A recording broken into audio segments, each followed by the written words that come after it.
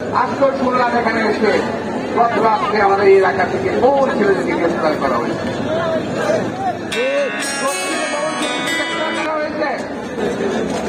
এই গ্রেফতার হুমকি 15 বছর দিয়েছেন,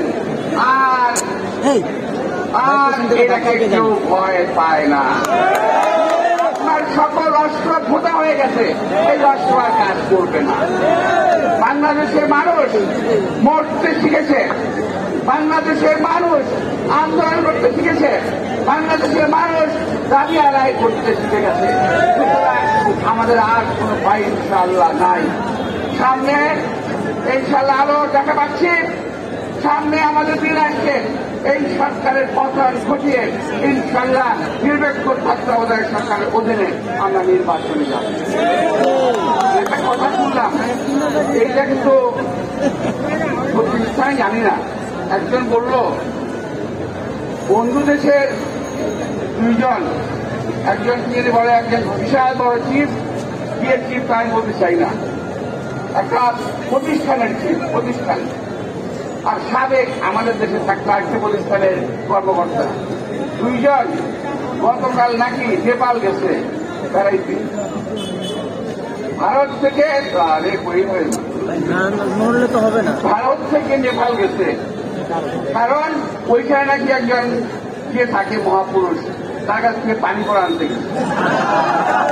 আর ওই পানি পড়ার কোনো কাজ হবে না, সম্বন্ধে কাজ হবে না। আপন যখন ক্ষমতায় আসছেন,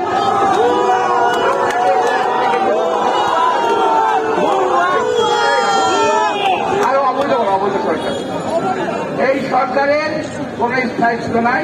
এখন দেখেন আরেকটা বিষয় জানেন, আমি জানি না, এখন বহু স্কুল দেখলাম, এই আমাদের বাড়িধারায় বহু ধরনের স্কুল আছে। আমি একটা স্কুল খুঁজতেছিলাম, যে স্কুলে ভর্তি হইলে মিথ্যা কথা শিখা যায়, যে স্কুলে ভর্তি হইলে আজকের প্রধানমন্ত্রী আসছিলেন মতো, যে স্কুলে ভর্তি হইলে তাদের মতো মিথ্যা করছে। ভাই এরা যে কোন স্কুল থেকে পড়ছে আমি জানি না, এত মিথ্যা কথা বলে কি জানেন? তিনবার গণতান্ত্রিক ভাবে ভোটের মাধ্যমে তারা ক্ষমতায়, নিজের মুখটাও দেখে না, আয় না নিজের মুখ দেখে না, কিংবা একজন ওপর মুখ দেখে না, কিংবা মিথ্যা কথা বলে আসলাম। আপনাদের মিথ্যা, আমাদের মিথ্যা কথা বলার প্রয়োজন হয় না। আমরা যা বলি সত্যি কথা বলি। দেশ নেত্রী বেগম খালেদা জিয়া, দেশে আজকে শহীদ রাষ্ট্রপতি জিয়াউর রহমান এই দেশে গণতন্ত্র দিয়েছিলেন, বাদশাহের হাত থেকে গণতন্ত্র উদ্ধার করেছিলেন।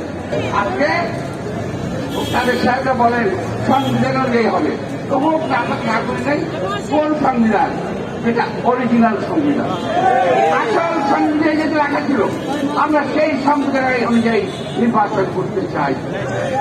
প্রিয় ভাইয়েরা, এই অবৈধ সরকার ক্ষমতায় টিকে থাকার জন্য আজকে যতগুলো সাংবিধানিক প্রতিষ্ঠান আছে বাংলাদেশে, কোর্ট, কাছারি, আইন, আদালত, পুলিশ, যা কিছু আছে সবাইকে ব্যবহার করছে।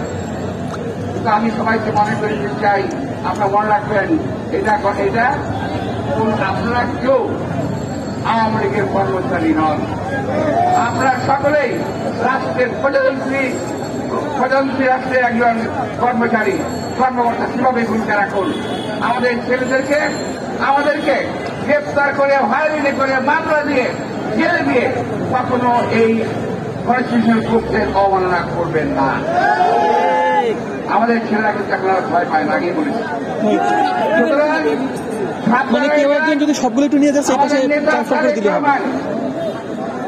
বাইরে থেকে অনেক পরিশ্রম করছেন, সকাল দুপুর সন্ধ্যা পরিশ্রম করে পুরা 10 টাকা অর্গানাইজ করছেন। সেদিকে সম্মান জানিয়ে আমাদেরকে আন্দোলন করতে হবে। আর অবৈধ সরকারের অবৈধ তরুণের মাধ্যমে দেশ নেত্রী বেগম খালেদা জিয়া আজকে তারা বলিয়েছে। আজকে দেশ নেত্রী বেগম খালেদা জিয়া হাসপাতালে যে অবস্থায় আছেন আমরা দেখতে পাই না, জানি না কি অবস্থায় আছেন। আল্লাহ আপনাদের ভালো রাখুন।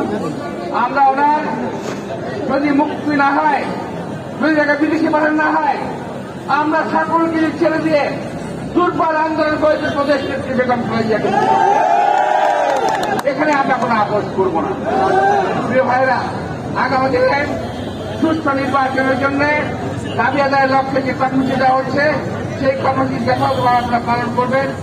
সংবাদ, ফিচার ও অনুষ্ঠানের জন্য ভিজিট করুন সংবাদ প্রকাশের ওয়েবসাইট এবং যুক্ত থাকুন ফেসবুক পেজ ও ইউটিউব চ্যানেলের সঙ্গে।